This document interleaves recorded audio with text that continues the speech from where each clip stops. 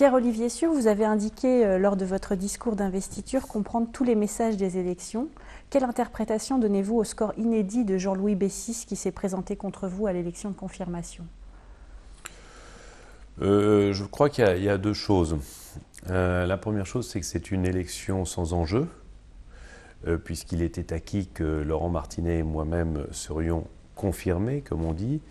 Et lors des élections sans enjeu, l'expression de rupture est toujours plus forte. Je pense que c'est la première chose. La deuxième chose, je dirais que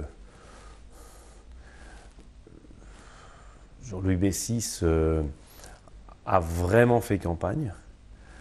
Il a fait campagne tout seul, puisque nous ne pouvions pas rentrer dans l'arène. Et cela, mécaniquement, donne de sa part une exposition qui trouve un écho, en particulier pendant cette période, il faut bien le dire, de paupérisation de la profession. Alors, le message, il est reçu, 5 sur 5. D'abord, on supprime l'élection de confirmation, qui n'a pas de sens démocratique, puisque je vous rappelle que Jean-Louis Bessis était arrivé dernier lorsque nous nous étions présentés à la loyale. Et puis ensuite, bien sûr, que nous allons nous adresser au barreau dans son ensemble pour, comme on dit avec Laurent, renverser le curseur, c'est-à-dire sortir de notre bureau de bâtonnier ici, être moins autocentré et être plus ouvert sur la profession, ouvert tous azimuts, si je puis dire, et c'est évidemment ce que nous devons faire. L'ordre est au service de tous les confrères, l'ordre est au service de la profession, et il ne faut pas que la profession pense qu'il s'agit d'une tour d'ivoire impénétrable. Premier exemple, le premier symbole, c'est que la porte du bureau ici est une porte qui est ouverte, alors que jusqu'à présent, elle était fermée à clé, au premier sens du terme, elle était fermée à clé. Donc on va retirer la clé, la porte est ouverte, les confrères viennent s'ils le souhaitent, et en tout cas, l'ordre est au service de la profession. Pierre-Olivier Sûr, est-ce que vous avez l'intention de siéger au CNB pendant votre mandat? Vous avez évoqué toujours dans votre discours d'investiture la déliquescence du CNB. Et que pensez-vous des modifications apportées par le CNB sur la gouvernance? Alors, premier point, il faut qu'il y ait une représentation nationale de la profession. Ça, c'est un point évident, tout le monde est d'accord là-dessus. Bon. Deuxième point, aujourd'hui, le CNB ne fonctionne pas, il fonctionne extrêmement mal pour tout un tas de raisons qui font que je ne veux pas siéger au bureau du CNB. Je pense que de demander au bâtonnier de Paris d'être vice-président institutionnel du CNB était une erreur et je ne vais pas donc prolonger cette erreur.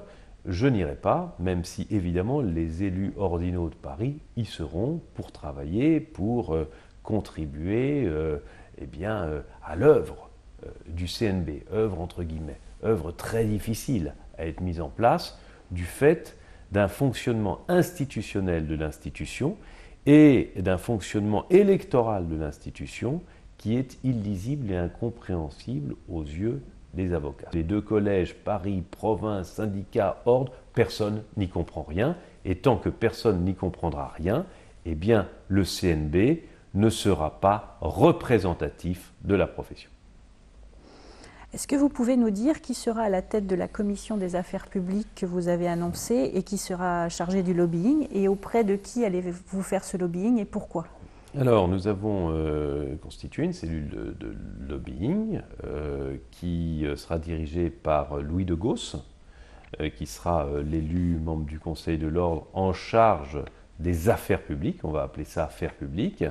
Nous y avons affecté une enveloppe d'1 million d'euros, avec donc des services de com, des services extérieurs aussi, pour que le barreau de Paris pèse sur les pouvoirs publics, sur les politiques, mais aussi sur Bruxelles, afin d'aider à faire valoir les intérêts de la profession, c'est-à-dire d'abord la défense de nos clients, et puis à travers la défense de nos clients, la possibilité pour nous, avocats, d'exercer une défense efficace. Et on ira partout où c'est nécessaire, jusqu'à, évidemment, la défense microéconomique de la profession dans la question des charges sociales, qui est une question qui se pose parce que le matraquage est actuellement scandaleux. Quelle suite entendez-vous donner au rapport de M. Camille Aéry présenté au mois de novembre au Conseil de l'Ordre sur l'accès à la formation initiale? Vous avez évoqué, toujours dans votre discours d'investiture, le fait que vous alliez reconstruire la pédagogie de l'EFB. Pouvez-vous nous en dire davantage? Alors effectivement, l'EFB en construit complètement. Nous avons avec Laurent Martinet d'abord nommé un nouveau directeur qui est Jean-Louis Scaringella, qui a été directeur d'HEC pendant 7 ans, puis avant a été directeur de l'ESCP.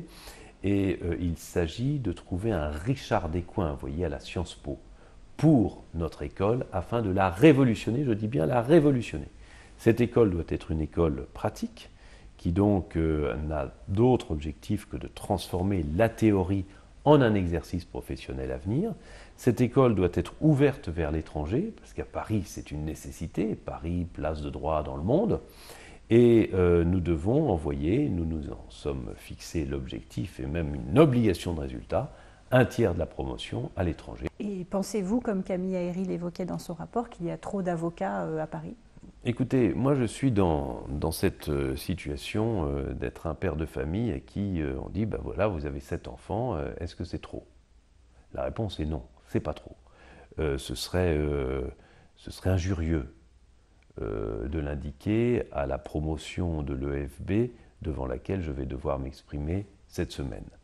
Non, je vais leur dire qu'il y a des débouchés, que le barreau de Paris, c'est plus simplement un barreau judiciaire, mais que c'est un barreau qui a, par fusion-absorption, récupéré pas mal de pans professionnels, de professions voisines, et que la mutation n'est pas terminée, qu'il y a d'autres pistes à explorer, par exemple l'avocat en entreprise, mais surtout l'international, et qu'à Paris, on peut s'offrir ce luxe, non cette chance d'avoir un barreau toujours plus important, toujours plus puissant. Et je ne pense pas qu'aujourd'hui, il y ait une proportion d'avocats laissés pour compte plus importante que du temps où j'ai prêté serment et où nous étions 6000 avocats. À la fin de la semaine se tiendra un colloque à l'UNESCO sur la justice du XXIe siècle. Quels seront les principaux messages des avocats parisiens que vous entendrez porter lors de ce colloque au cours duquel vous allez intervenir? J'aurais voulu qu'on parle de la justice du XXIe siècle. J'aurais voulu qu'on se projette dans cette justice. Quelle sera-t-elle, cette justice? Ce sera une justice qui donnera lieu, de la part des avocats, à un exercice beaucoup plus accusatoire, qui va nécessiter qu'on revisite complètement nos règles de procédure et de déontologie, en particulier concernant le secret. C'est à cette justice-là, moi, que je pense, dans ce bureau de bâtonnier, pour offrir les perspectives d'un développement au bénéfice de la profession d'avocat, dans lequel la profession d'avocat sera au cœur du dispositif. Alors maintenant, qu'est-ce qui va se passer cette semaine à l'UNESCO? Je pense que cette semaine à l'UNESCO, on va parler surtout du divorce. Du divorce non plus, ou non pas encore sans avocat, mais du divorce sans juge. J'allais dire que c'est presque pire. C'est un système qui nous paraît absolument incroyable. Personne n'aurait imaginé ça. Comment peut-on imaginer, même dans des affaires où il n'y a pas d'enfant, né du couple, il n'y a pas de patrimoine généré par le couple, comment peut-on imaginer que deux personnes qui se séparent, il y a forcément un fort et un faible, n'aient pas à être arbitrées par un juge? C'est absurde. J'allais presque dire que c'est scandaleux sur le plan des principes. Je ne peux pas imaginer d'ailleurs que ça passe. Je crois que tout le monde est vent debout contre cette réforme. Et finalement, ceux qui l'ont proposé, ce n'est pas encore un projet de loi, ce n'est pas encore un projet de la chancellerie, ce n'est qu'une proposition offerte à la chancellerie pour une piste de travail. Mais j'espère bien que ce vendredi et ce samedi à l'UNESCO, on mettra un tir de barrage suffisamment fort pour que cette proposition, ce projet, cette idée fasse partie des projets sans lendemain.